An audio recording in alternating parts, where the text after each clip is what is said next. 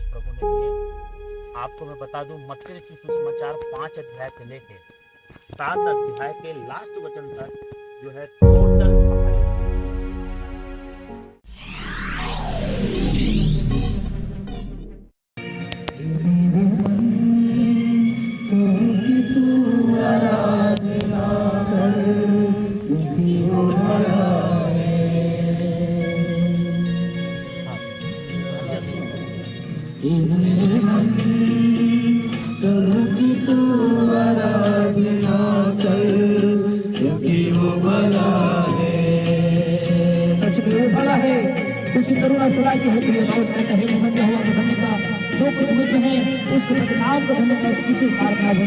वही हमारे पाप को दंड बचा सकता है, वही हमारे सिर पर और सिर पर करुणा और दया हमको बांटता है।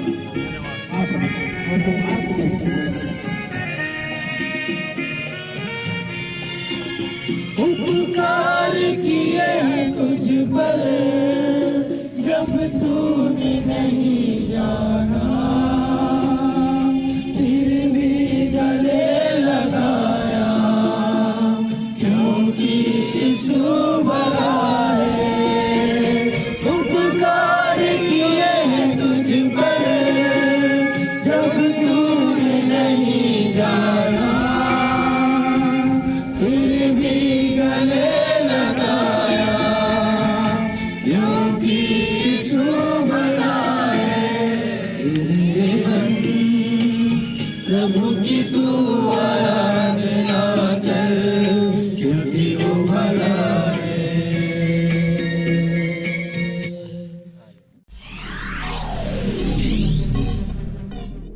और वो समय और वो घड़ी मुझे याद आ रही है जब यीशु मसीह के 12 चेले इसी तरह जंगलों में आया करता था और जाया करता था, जंगल से पहाड़ों से होकर के वो जाया करता था, गांव-गांव सुसमाचार और प्रचार किया करता था। और उनके चेले ऐसे ही प्रभु को घेर के बैठे रहते थे जैसे आज हम लोग घेर के बैठे हैं। हालेलुया। और वो दृश्य मुझे दिखाई दे रहा है यहाँ पर से। हालेलुया। जहाँ से मैं बैठा हूँ, यहाँ से मैं वो दृश्य देख रहा हूँ कि प्रभु के चेले आपस में। हालेलुया। सचमुच में हम मसीह के चेले हैं, हम उसके संतान हैं और खुदा ने हम सबको वास्तव में इस योग्य बना दिया है, हमें इस योग्य चुना है कि हम उसके नाम की आराधना कर सकें, उसके नाम की उपासना कर सकें। हालेलुया। और आज हम समय को न गंवाते हुए प्रभु की आत्मा ने मुझे कल, जब मैं आज सुबह की बात है, कल की नहीं, आज सुबह ही जब मैं उठा, प्रेयर में था और प्रभु से बातें कर रहा था और एक अलग प्रकार की आनंद, एक अलग प्रकार की खुशी हमारे अंदर में प्रकट थी कि प्रभु आज मुझे घूमने जाना है हमारे कलीसिया के जवानों के साथ, और उनके साथ जब जाते हैं कोई प्रकार से बाधा रुकावट ना आए, सब कुछ प्रेमपूर्वक आनंदपूर्वक हो जाए। क्योंकि कभी भी जब कोई प्रभु के लोग या कोई भी संसार के लोग कोई यूनिटी में रहना चाहता है, जब कोई यूनिटी में आता है तो शैतान ये यूनिटी नहीं चाहता। कहीं ना कहीं पर मनमुटाव या बाधाएं या कई प्रकार की रुकावटें जो है मनों में उत्पन्न करती है।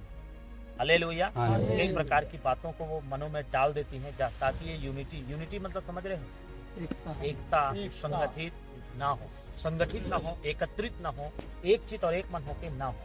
पर खुदा ने मेरी प्रार्थना सुनी और शायद मैं समझता हूँ कि आप लोगों ने भी ठीक ऐसे ही प्रार्थना किया होगा कि प्रभु हम जा रहे हैं तो बढ़िया आनंद पूर्वक हम जाएं और आनंद पूर्वक मजा के साथ आए, यही प्रार्थना किए थे।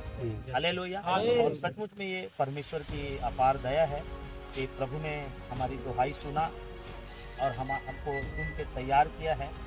हालेलुया। और बाइबल में बहुत सारे ऐसे पहाड़ी देश प्रभु ने दिए। आपको मैं बता दूं, मत्ती रचित सुसमाचार 5 अध्याय से लेके 7 अध्याय के लास्ट वचन तक जो है टोटल पहाड़ी देश में रूह में वो मत्ती 5 अध्याय से लेके 7 अध्याय तक पहाड़ी देश, जैसे इसमें क्या क्या उपदेश है थोड़ा सा मैं उसको हेडिंग बस बताना चाहूँगा। 5 अध्याय में यीशु का पहाड़ी उपदेश लिखा है ना।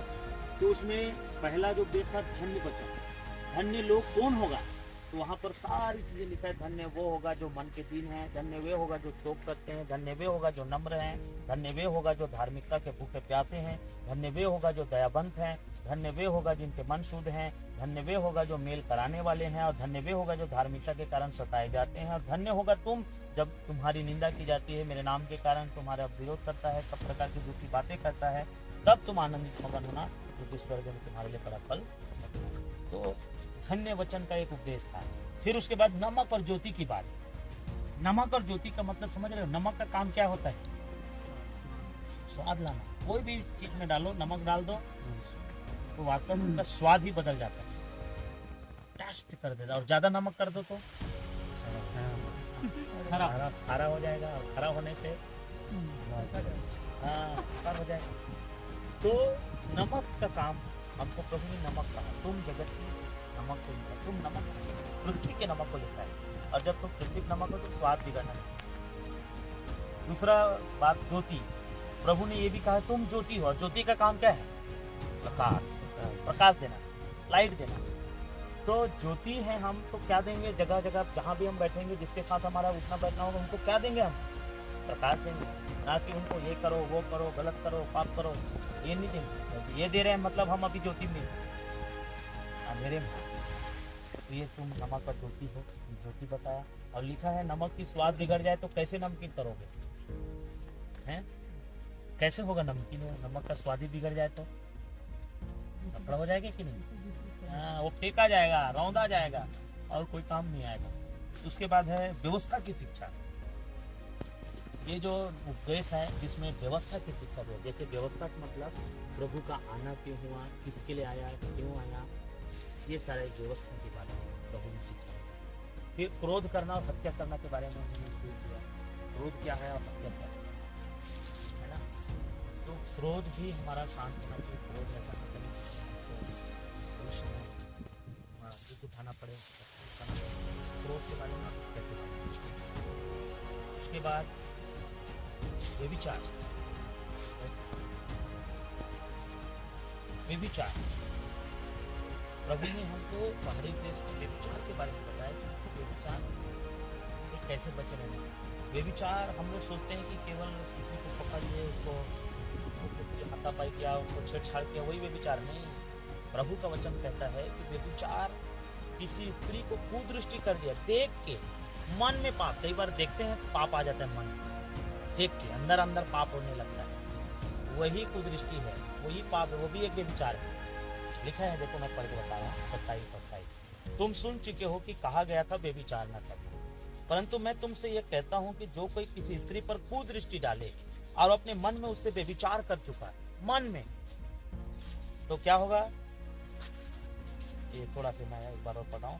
मैं तुमसे ये कहता हूँ कि जो कोई किसी स्त्री पर कुदृष्टि डाले, वो अपने मन में उससे व्यभिचार कुदृष्टि डाल रहे हो, गलत गलत सोच रहे अपने मन में देख के, तो तुम अपने मन में ही पाप कर डालो। और मन में पाप कर लिया मतलब उसका सजा मिलेगा ही। तो देख के, ज्यादातर जमानों में ये सारी चीजें देख के पाप होता है।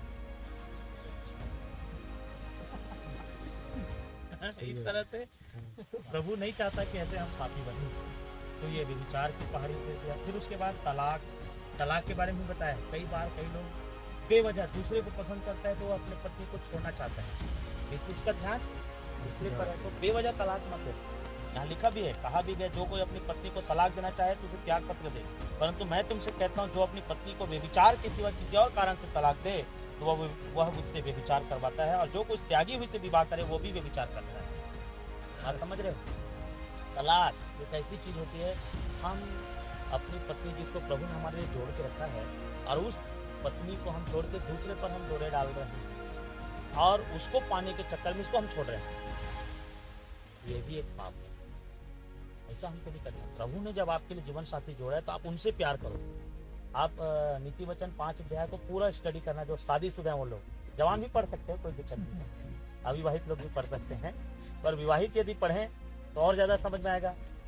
लिखा है, पराई स्त्री के होठों से मधु टपकती है और वो आपको फंसा लेगा, लिखा है। उधर का बात सुनोगे तो ऐसा लगेगा बहुत प्यार से बात करती है, तो मुझे इनके साथ रिलेशन बनाना चाहिए। ये सारी चीजें तो पराई स्त्री के होठों से मधु टपकती है, इसलिए हम ऐसे स्त्रियों से बचते रहे। तो ये है तलाक और वो सारा चीज। फिर उसका उपदेश था शपथ, कसम खाने वाला। प्रभु का वचन कहता है कि तू ना पृथ्वी की, ये धरती की शपथ मत खाना, ना आकाश की, है ना, क्योंकि ये सब तेरा नहीं है। लिखा है, फिर तुम सुन चुके हो कि पूर्व काल में लोगों से कहा गया था झूठी शपथ मत खाना, परंतु प्रभु के लिए अपनी शपथ को पूरी करना। मैं तुमसे ये कहता हूँ कि कभी शपथ न खाना, ना तो स्वर्ग की क्योंकि वो परमेश्वर का सिंहासन है, न धरती की क्योंकि वो पाँव की चौकी है, न यरूशलेम की क्योंकि वो महाराजा का नगर है। अपने सिर की भी शपथ न खाना, क्योंकि तू एक बाल को भी उजला ना काला कर सकता है। कसम खा रहे हैं तो उसके सिर के बाल को भी तू काला उजला नहीं कर सकता। उजले को काले, आजकल सफेद को हम काला कर लेते हैं वो अलग बात है, लेकिन काले को सफेद ओरिजिनल हम नहीं कर सकते, नेचुरल नहीं कर सकते, तो इसलिए शपथ खाना भी नहीं। उपदेश है ये पहाड़ों में, इसी तरह उपदेश प्रभु जो है जगह जगह जाता था। प्रतिशोध, प्रतिशोध का मतलब बदला, हम बदला लेने के लिए एकदम तैयार रहते, प्रतिशोध ना करें, है ना। जैसे एक गाल पर थप्पड़ मारे तो दूसरा फेर दो, ये किसका वचन है? प्रभु का वचन, गांधी जी का वचन नहीं है। गांधी जी तो इस वचन को बोल के बोले कि एक गाल पर मारे तो दूसरा दे दे, ये वचन वो पढ़ा था, ठीक है। फिर उसके बाद है शत्रुओं से प्रेम, कैसे हमको शत्रुओं से प्रेम करना है। क्या कोई शत्रु से प्रेम करेगा? कोई नहीं करेगा, और उसको देखेगा थूकेगा, दांत कटकटाएगा, इसको तो आज काट ही देता हूँ, है ना। शत्रु देखेंगे तो यही मन में आएगा। लेकिन प्रभु कहता है शत्रुओं से क्या करेंगे? प्रभु हमको शत्रुओं से प्रेम करना चाहिए। हम कभी भी ऐसा कोई हरकत नहीं करें जिससे हमारे शत्रु दुखी हों। शत्रु से प्रेम रखें। और प्रभु का जो वचन है वो संसार के सोच विचार से बिल्कुल अलग है, क्योंकि वो हमको अहिंसा और सत्य की राह दिखा रहा है, इसलिए हमको ऐसे ऐसे उपदेशों को समझना है। फिर उसकी उपदेश है दान, कैसे दान देना चाहिए। कई बार दान देते हैं तो क्या करते हैं? ढिंढोरा पिटवाएंगे, हाँ फलाना परिवार ने 5,001 रुपया दान किया, उसके कुटुंब परिवार की जय, पूरा ढिंढोरा पीट डाले। प्रभु कहता है कि उसको फल मिल गया, जय जयकारा हुआ है भैया उनका परिवार का, मतलब उनको सारा प्रतिफल मिल गया दान का। पर प्रभु कहता है जब तू दान करे तो कैसा दान करे? चुप, ये हाथ दे तो ये ना जाने, ऐसा बोलता है। ये हाथ दे तो दाहिना हाथ देता है, बायां हाथ, ऐसा दान करो तो वो दान ऊपर वाला देखेगा और वो प्रतिफल। फिर दान के बाद आता है प्रार्थना, कैसे हमको पूजा प्रार्थना करना चाहिए। तो प्रार्थना के विषय में कहते हैं हमको गलियों में चौराहों में ढिंडोरा पीट पीट के प्रार्थना करना प्रभु को शोभा, प्रभु प्रसन्न नहीं होगा। और जब हम अपने कमरे में गुप्त में जब बैठते पूजा के करने जब परमिशन हो जाए तो ये आप लोग अच्छे से। फिर उसके बाद उपवास, कई बार हम उपवास रखते हैं तो बाल झुकाए हुए, सिर झुकाए हुए, मुरझाए हुए, जैसे भी मुरझाए हुए घास पौधा वाला दिख रहा है, ये मुरझाया हुआ है। और हरा हरा वाला कैसा है? ये देखो ये हरा, ये हरा, हाँ गन्ना खड़ा है। तो कई बार हम उपवास रहते हैं तो मुरझाए रहेंगे ऐसा। अब तो कुछ कैसे मुरझा गए हो? मुरझाए हुए उपवास मतलब तेरे साथ अब कोई दया करे, सब कुछ दया करे बोले यार, इसको कुछ काम मत दो, है ना। उनको बहुत प्रेम करेगा, उनकी सेवा करेंगे सब लोग जाके, करते कि नहीं? उनकी सेवा करेंगे, उनके लिए खाना बनाएंगे, सब कुछ करेंगे, समय टू समय सारा चीज व्यवस्थित करेंगे।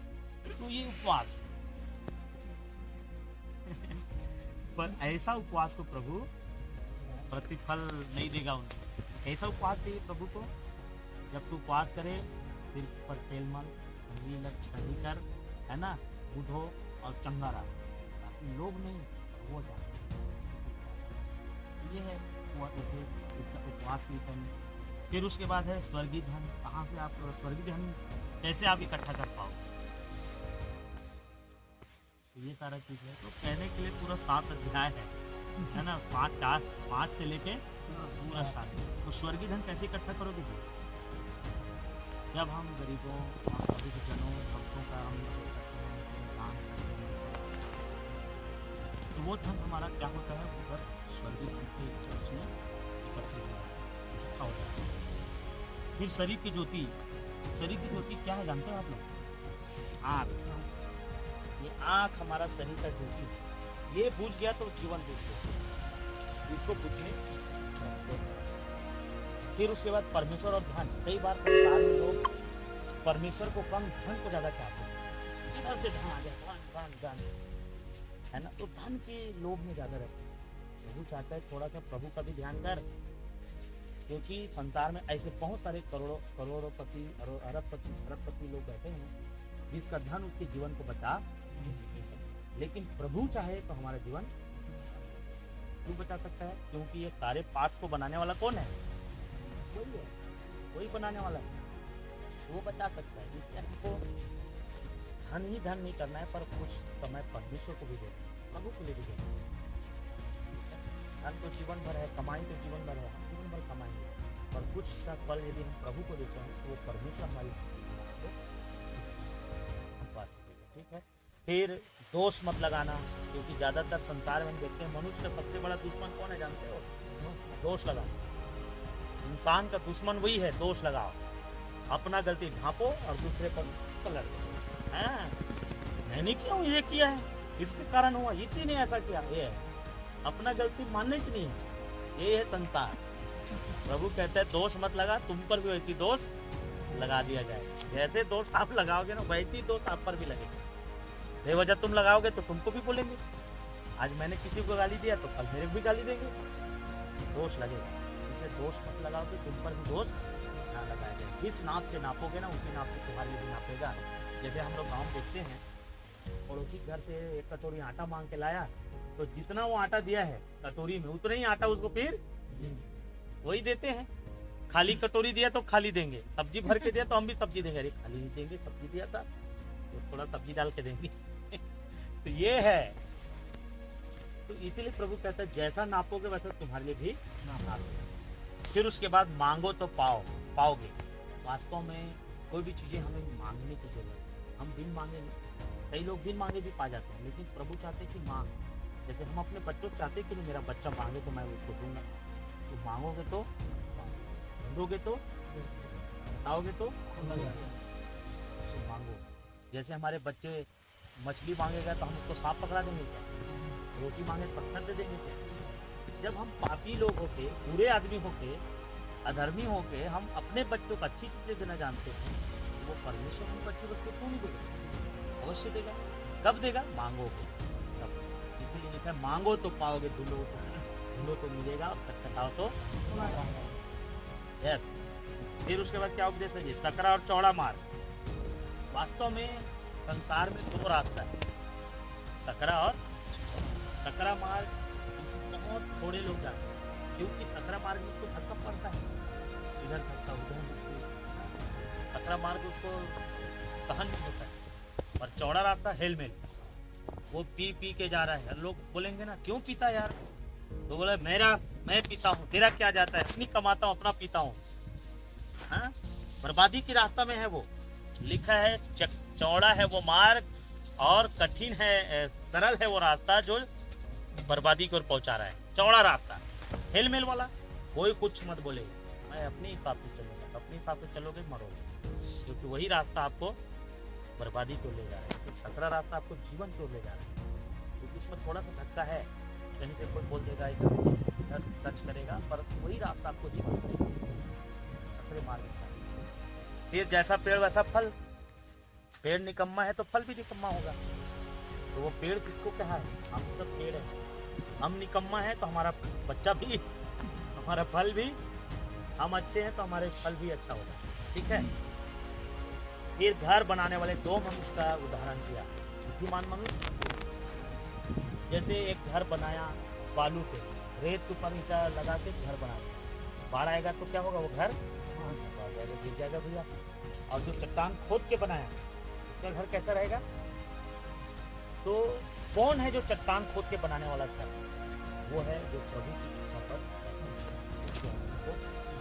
वही है चट्टान खोद के बनाया। वो कितना भी बाढ़ आए, कितना भी तूफान है, नहीं डर सकता है। पर जिसने ऊपर ऊपर चला है वो कौन है? जो उसका कहना मानता है। अरे हमको क्या करना, कहने दो उसको, हमको क्या करना, अपने हिसाब से। तो घर अभी बालू बने, बाढ़ अभी आई तो अभी उड़ जाएगी और सत्यानाश हो जाएगा। तो ये देखो कितना सारा हो गया। चलो मिलते हैं 1 2 3 4 5 6 7 8 10 11 12 13 18 20 उपदेश है। पहाड़ों में 30 प्रकार के उपदेश हैं। इन उपदेशों को घर में भी हम एक एक दिन अध्ययन करें और उसका मनन करें तो एक नया चीज हमको हमारे जीवन को नया चीज, ठीक है।